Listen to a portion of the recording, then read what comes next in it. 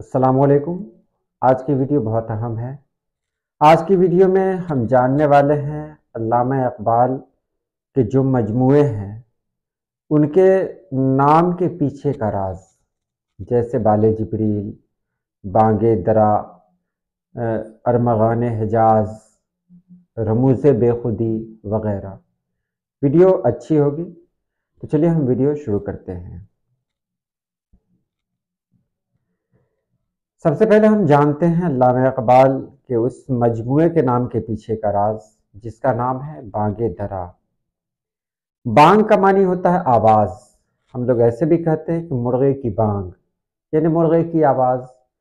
بانگ کہتے ہیں آواز کو، اور درا کہتے ہیں گھنٹی کو۔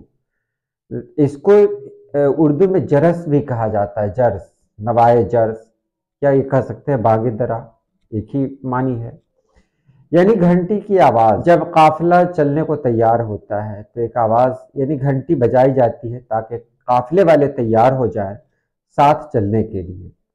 تو قافلہ والوں کو متوجہ کرنے کے لیے، انہیں تیار کرنے کے لیے گھنٹی بجائی جاتی ہے، اسے کہتے ہیں بانگ درا۔ اس کا مطلب کیا ہوا کہ یہاں جو سوئی ہوئی قوم ہے ہماری، اس کو جگانے کے لیے علامہ اقبال نے یہ سب کچھ لکھا ہے۔ جو کلام لکھا ہے وہ سب بانگ درا میں موجود ہے۔ تو بانگ درا کے بارے میں آپ نے جان لیا۔ اس کے بعد ہے بال جبریل۔ بال تو بال کہتے ہیں اور جبریل کہتے ہیں جبریل کو۔ جبریل علیہ السلام اللہ کے فرشتے ہیں اور وہ فرشتوں کے سردار بھی ہیں۔ جبریل علیہ السلام وہ ہیں جو اللہ کی وحی نبیوں تک لاتے ہیں، تو بہت بڑا مقام ہے جبریل علیہ السلام کا، وحی لانا انہی کی ذمہ داری ہے۔ تو جبریل علیہ السلام کی قوت پرواز کا کیا کہنا کہ پلک جھپکنے میں وہ آسمان سے زمین پر اور زمین سے آسمان تک جا سکتے ہیں۔ انہیں روح القدس بھی کہا جاتا ہے۔ بال تو آپ جانتے ہی ہیں، بال یعنی جو بال ہے، ہیئر، اس کو کہتے ہیں۔ بال ہیئر ہے، اور یہاں پر جو بال کا معنی ہے وہ ہیئر نہیں ہے، یعنی بال نہیں ہے بلکہ پر ہے۔ بس یہی کنفیوژن پیدا ہوتا ہے کہ بال جبریل یعنی جبریل علیہ السلام کا بال نہیں، بال مطلب مفہوم نہیں ہے، بلکہ جبریل علیہ السلام کا پر۔ تو وہ پر کس طرح کا ہے کہ جو ایک پل میں زمین سے آسمان تک پہنچا دیتا ہے، تو اس پل کی قوت پرواز کا کیا کہنا۔ یہاں علامہ اقبال نے اس کا نام اسی لیے رکھا ہے، یعنی وہ پرواز حاصل کرنا۔ یہ جو قوم ہے، جس قوم کے بارے میں انہوں نے نظمیں لکھی ہیں، اس قوم سے کہا ہے کہ تمہاری پرواز ایسی ہونی چاہیے جس پر ساری دنیا ناز کرے۔ اس کے بعد بات کریں گے ضرب کلیم۔ تو ضرب کے معنی تو چوٹ کے ہیں، اور کلیم کہا جاتا ہے حضرت موسیٰ علیہ السلام کو، کلیم اللہ انہی کا لقب ہے، موسیٰ علیہ السلام۔ تو موسیٰ علیہ السلام کا ضرب یعنی ان کی چوٹ، اس عصا کی ضرب ایسی ہوتی تھی جس سے معجزے ہوتے تھے۔ جیسے فرعون نے جادوگروں کو بلایا تھا، تو جادوگروں نے ساری دنیا میں سانپ ہی سانپ پیدا کر دیے۔ تو موسیٰ علیہ السلام اپنی لاٹھی لے کر آئے، اس عصا کے ساتھ آئے، انہوں نے ایک بار لاٹھی کو زمین پہ پٹکا تو ایک بڑا سانپ نکلا جو سارے سانپ کو کھا گیا۔ اس طرح کی باتیں سب لوگ جانتے ہیں پہلے سے۔ تو یہاں جو نام لیا گیا ہے ضرب کلیم کا، تو ضرب کلیم کا مطلب کیا ہے؟ اللہ کی عطا کی ہوئی طاقت اور قوت پہلا مفہوم ہے اس کا۔ اور کہا گیا ہے کہ انسان یعنی امت مسلمہ ہے، وہ دور حاضر کے فتنوں کے خلاف روحانی قوت حاصل کرے، اور جو فتنے اٹھ رہے ہیں اس فتنوں سے لڑے، اور اس کے اندر یہ طاقت ہے کہ وہ ایسا کر سکتی ہے، یہ قوم ایسا کر سکتی ہے کہ وہ جو فتنے اٹھ رہے ہیں اس فتنوں سے لڑ سکتی ہے۔ تو ایک حوصلہ دیا ہے یہاں بھی علامہ اقبال نے۔ اسرار خودی کی بات کریں تو اسرار خودی علامہ اقبال کا پہلا فارسی مجموعہ کلام ہے، 1915 میں یہ شائع ہوا تھا۔ اسرار کا معنی ہے راز، بھید، اور خودی تو جانتے ہی ہیں، خودی کہتے ہیں انا پرستی، خود پرستی، خود مختاری وغیرہ کو۔ لیکن یہاں خودی کا معنی جو علامہ اقبال نے لیا ہے وہ غرور و تکبر بالکل نہیں ہے۔ خودی کا معنی ہے غیرت مندی، جذبہ خودداری، اپنی صلاحیت کو پہچاننے کا عمل۔ تو یہاں جو نام ہے اسرار خودی، یعنی اپنے انسان کے اندر بہت سارے راز ہوتے ہیں، بہت ساری ایسی باتیں ہوتی ہیں جس سے انسان خود بھی واقف نہیں ہوتا ہے۔ تو یہاں یہی کہا گیا کہ انسان کو اپنے آپ کو پہلے پہچاننا ہے، جو اسرار اس کی ذات میں ہے، ان اسرار کو پہچانتے ہوئے وہ انسان اپنا قدم اٹھائے۔ یہاں علامہ اقبال نے اپنا فلسفہ خودی بیان کیا ہے اور ان رازوں سے پردہ اٹھایا ہے جن کے ذریعہ انسان اپنی صلاحیتوں کو پہچان کر انہیں استعمال میں لاتے ہوئے قرب الہی کی اس منزل تک پہنچ سکتا ہے جہاں سب کی رسائی نہیں ہے۔ اس کے بعد بات کرتے ہیں رموز بے خودی۔ یہ بھی علامہ اقبال کا فارسی مجموعہ کلام ہے، 1918 میں شائع ہوا تھا۔ یہ رموز رمز کی جمع ہے، اور رمز مطلب وہی ہے اشارہ، پوشیدہ بات، بھید، جو اسرار کے معنی ہیں، لگ بھگ وہی معنی یہاں بھی ہے۔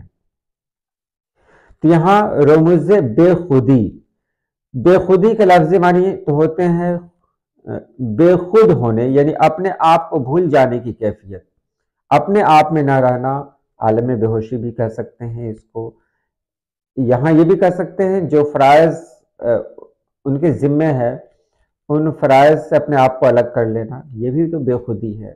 جو ذمہ داریاں ان کے اوپر ہے، ان ذمہ داریوں سے الگ ہو جانا، یہ بھی بے خودی ہے۔ اس طرح رموز بے خودی کا مطلب ہوتا ہے افراد کے ذریعے قوم کی مضبوطی، فلاح و بقا اور تعمیر و ترقی کے راز۔ یہ کتاب اسرار خودی کا ہی ایک تسلسل ہے، نام سے ہی ظاہر ہوتا ہے۔ اسرار خودی اور رموز بے خودی معنی میں بہت مماثلت ہے۔ تو یہاں یہی کہا گیا ہے کہ انسان اپنے آپ کو پہچانے۔ جو علامہ اقبال نے بتایا ہے کہ افراد کی بقا قوم سے اور قوم کا وجود اور مقدر افراد سے وابستہ ہے، اس کتاب میں یہی کہا گیا ہے۔ پیام مشرق، یہ ایک ایسی کتاب ہے جس کو علامہ اقبال نے جرمن کے مشہور شاعر گوئٹے کے دیوان مغرب کے جواب کے طور پر لکھا تھا۔ گوئٹے بہت بڑے شاعر گزرے ہیں۔ گوئٹے وہ ہیں جنہوں نے نعت پاک بھی لکھی ہے، اور وہ نعت پاک اس چینل پہ موجود ہے، آپ دیکھ سکتے ہیں گوئٹے کی نعت پاک۔ تو گوئٹے کی ایک کتاب ہے، اس کے جواب میں انہوں نے لکھا تھا۔ گوئٹے کی جو کتاب ہے اس کا نام ہے دیوان مغرب، اسی کے جواب میں لکھا تھا۔ گوئٹے ایک ایسا شاعر تھا جو مغرب سے تعلق رکھتا تھا، لیکن وہ مغربی تہذیب سے بالکل متاثر نہیں تھا۔ وہ یہ سمجھتا تھا کہ وہاں کی تہذیب ہے وہ کھوکھلی ہے، اس لیے وہ بہت حد تک مشرقی تہذیب سے متاثر تھا، حافظ شیرازی سے متاثر تھا۔ تو جب اس نے کتاب لکھی تھی دیوان مغرب، تو اسی کے جواب میں علامہ اقبال نے لکھا تھا پیام مشرق۔ اور اس کا معنی کیا ہوا؟ پیام یعنی پیغام، مشرق کا پیغام یعنی مشرق کے ذریعہ، مشرق کے لوگوں کے ذریعے ایک پیغام دیا گیا تھا مغرب والوں کو کہ اسلام قبول کر لیں، اسلام کے اندر یہ سب خوبیاں ہیں، وہ سب بتایا گیا اس میں۔ ایک جو نکتے کی بات ہے وہ میں یہاں کہہ دوں کہ اسی کتاب کے بعد علامہ اقبال کو شاعر مشرق بھی کہا گیا۔ جو شاعر مشرق ان کا لقب ہے، اسی کتاب کے شائع ہونے کے بعد لوگ انہیں کہنے لگے شاعر مشرق، تو یہ لقب اس کتاب کے بعد ہی ملا۔ اس کے بعد ہے زبور عجم۔ تو زبور تو ہم لوگ جانتے ہی ہیں کہ زبور ہے وہ ایک آسمانی کتاب ہے، 4 مشہور آسمانی کتابیں ہیں جن میں ایک زبور بھی ہے۔ زبور جو الہامی کتاب ہے اور وہ داؤد علیہ السلام پر نازل ہوئی تھی۔ اور عجم سے مراد کیا ہے؟ عجم سے مراد ہے وہ علاقہ جو غیر عربی ہو، یعنی عربی نہ ہو۔ اس طرح زبور عجم کے معنی ہوتے ہیں عجم کی زبور یا فارسی زبان کی زبور، یا یوں کہیے کہ فارسی زبان کی الہامی یعنی عارفانہ و حکیمانہ کتاب، جس میں اللہ پاک کی حمد و ثنا بیان کی گئی ہے، تعریف و توصیف بیان کی گئی ہے۔ اس کے بعد جو ان کی کتاب آئی اس کا نام تھا ارمغان حجاز۔ ارمغان حجاز علامہ اقبال کا آخری شعری مجموعہ ہے جو ان کی زندگی میں ہی ترتیب پا چکا تھا، لیکن ان کی وفات کے بعد نومبر 1938 میں شائع ہوا۔ اس میں اردو اور فارسی دونوں کلام موجود ہیں۔ ارمغان کہتے ہیں تحفے کو، اور حجاز عرب کے اس حصے کا نام ہے جس میں مکہ معظمہ اور مدینہ منورہ واقع ہے، جہاں سے حضور اکرم صلی اللہ علیہ وسلم کے نور نبوت نے اللہ تعالیٰ کے آخری دین اسلام سے سارے عالم کو روشن کیا۔ اس طرح ارمغان حجاز کا مطلب ہوا حجاز کا تحفہ، یعنی اس اسلام کا تحفہ جو اللہ کی طرف سے ہمارے آقا و مولا صلی اللہ علیہ وسلم کو دیا گیا تھا۔ تو حجاز کا تحفہ، ایک خاص علاقے کا تحفہ۔ تو یہ سب معنی ہوئے علامہ اقبال کی کتابوں کے۔ علامہ اقبال ایسے ہی تو علامہ نہیں ہیں، تو ان کی کتاب کے نام کے پیچھے بھی ایک بہت بڑا راز چھپا ہوا ہے۔ بہرحال جو جانکاری میرے پاس تھی وہ میں نے آپ کے پاس رکھ دی۔ آج کے لیے اتنا ہی۔ اللہ پاک آپ سبھی لوگوں کو خوش رکھے، آباد رکھے۔ اللہ حافظ۔